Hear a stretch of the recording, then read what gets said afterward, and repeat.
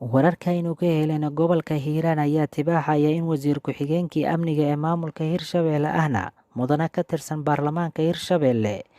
uu iscasilay. Iscasilaadda wasiir ku-xigeenka amniga maamulka Hirshabelle mudane Geele Isaaq Warsame ayaa timid kadib markii uu sheegay in la iska hortaagay taageeradiisa shaqsiga ah ee ku aadan dhanka dowladda Soomaaliya, taas oo uu sheegay inay iska hortaageen madaxda maamulka Hirshabelle oo ugu horeeya madaxweynaha maamulka Hirshabelle Maxamed Cabdi Waare. Shir jaraa'id oo uu ku qabtay magaalada Beledweyne ayuu ku shaaciyay inuu iska casilay xilkii wasiir ku-xigeenka amniga ee uu ka hayay maamulka Hirshabelle oo hogaamiyo mudane Maxamed Cabdi Waare kadib cadaadis xooggan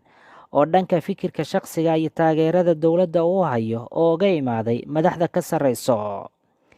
Waxa uu wasiirka iscasilay ugu baaqay dowladda federaalk Soomaaliya inay jawaab degdeg ah ka bixiso cadaadiska isxigxigay ee xooggan ee taliska ciidamada booliiska gobolka Hiiraan ku hayo dibadbaxayaal doonaya inay taageero u muujiyaan dowladda federaalk Soomaaliya.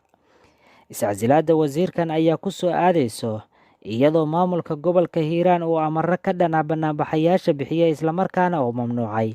in wax dibadbaxyo ah lagu taageerayo dowladda dhexe ay ka dhacaan deegaanada gobolka Hiiraan. Waxaana amarkan lagu tuhmayaa inuu soo bixiyay madaxweyne Maxamed Cabdi Waare madaxweynaha maamulka Hirshabelle oo waayadan dambeba u muuqanaya inay si weyn u kala fogaanayeen madaxda dowladda Soomaaliya